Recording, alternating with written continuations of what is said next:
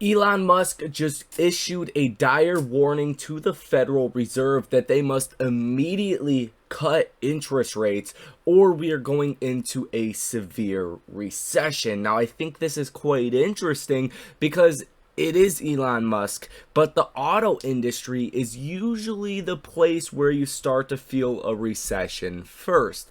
Think back to '08. People stop buying vehicles when credit dries up. So I think this is key, and I think this is partly why the markets are acting so relaxed today, right? You had good data that came out earlier in the day with the ADP employment change, in which we're going to talk about in this video. That should have sent the markets up a lot more, guys. So we have a lot to talk about on the front of data and what Elon said, but also with AMC. AMC is slightly down on the day, but the Ortex data is continuing to look more and more bullish, with the short interest going up yet again today, as well as the cost to borrow rates that are jumping, quite a bit as well, guys. So let's get straight into this video. Hit that like button, subscribe to the channel, source your comments, questions, or concerns down below in the comment section, guys. Let's get straight into it. So Elon Musk says the Fed must cut rates immediately to stop a severe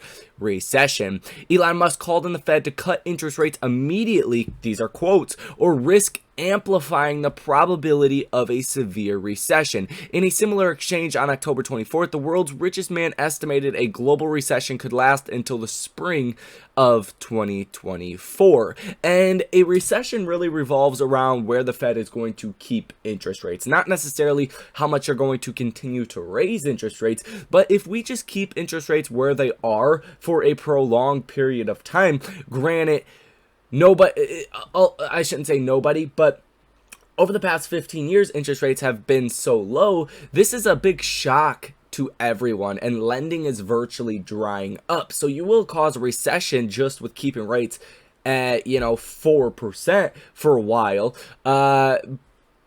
But based off of what we're hearing from Fed speakers, if we're going to 5, 6, 7% with the federal funds rate, that's where you get into a severe recession. And I think Elon is crazy calling on the Fed to cut rates immediately, because they are not going to do that. That would actually probably cause the markets to fall, because people would say, hey, why are you cutting rates when inflation is so high and the economic data still looks really, really good? Now, on the front of economic data, so private hiring increased by just 127,000 jobs in November, well below the estimate ADP reports. Private companies added just 127,000 positions for the month, a steep reduction from the 239,000 in October, and well below the 190,000 estimate. Leisure and hospitality saw an increase of 224,000, but that was offset by losses in manufacturing, professional and business services, financial activities, and information services. So leisure and hospitality, restaurants, travel, hotels, things like that, they are increasing their workers, but virtually every other sector is seeing declining jobs everywhere else. You can see right here, the actual decliners are huge. It says it was offset by losses in manufacturing, negative 100,000, professional and business services, negative 77,000, financial activities, negative 34,000, information services, negative 25,000 jobs. Goods producing industries overall saw a decline of 86,000 jobs, while services firms added 213,000 on net. So you are really seeing a pretty bad jobs report for right now, at least the ADP, the private payrolls. We will get the big jobs report coming. I believe that is going to be, hold on, let's go to the economic calendar just so I get this right. And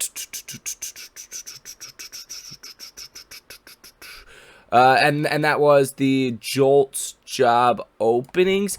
You will get more jobs data on Friday as well, guys. As well as personal spending and personal income coming on Friday as well. So you got a really bad jobs report today, and this should have sent the markets up in a big way. But if you look at the S&P 500, you are flat on the day. You are up 0.01%. You are up 3 pennies at the time of recording this video. Now, a lot of this is because we do have Fed Jerome Powell that will be speaking here pretty shortly in about the next hour or so. And that's what markets are really concerned about, right? The markets are looking at the Fed and what other Fed speakers have been saying over the past week, and they're like, man, the Fed's probably going to sound pretty hawkish. So even with this good jobs report, it was negative, so it's good for the Fed, right? People are still saying, well, the Fed's probably going to be pretty hawkish and probably send the markets down in a big way. So depending on what the Fed says, if it is bullish, which a lot of people actually, some financial analysts, some people over on CNBC last night were talking about the Fed's probably going to try to calm the markets or soothe the markets. I am not in that camp. I think it's going to be very bearish. I think there's going to be talks about a higher terminal rate.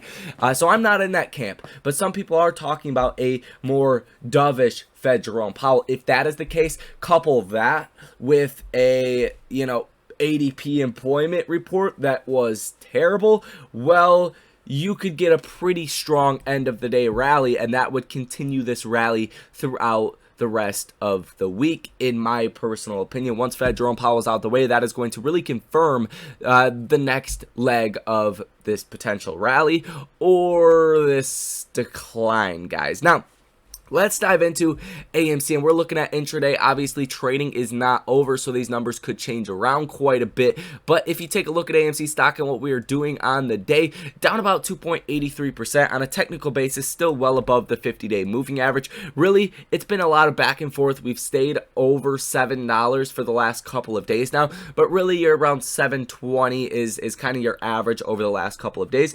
And it's above the 50-day moving average, which is very, very bullish in my personal opinion. Even as the volume has been dropping, guys, you've only seen 8.7 million shares that have traded hands today. That is very small, and I think until you get a reason to buy AMC or you get the markets just flipping bullish, we might just stay in this range. And as long as we stay above that 50-day moving average, like I said, I think it's a safe bet to be bullish here in options, in shares, in your overall thinking with AMC. If you break under that 50-day moving average, well, that's where I would turn a little bit more bearish and be a little bit quicker to actually cut some losses if you do have losses in your options trades. Just based off of the historical performance above the 50-day moving average, you tend to get monstrous rallies. If you break under that, you tend to get pretty big drops as well. So I think you are at a pivotal level for AMC stock. Now, if you look at the Ortex data and what is actually happening, so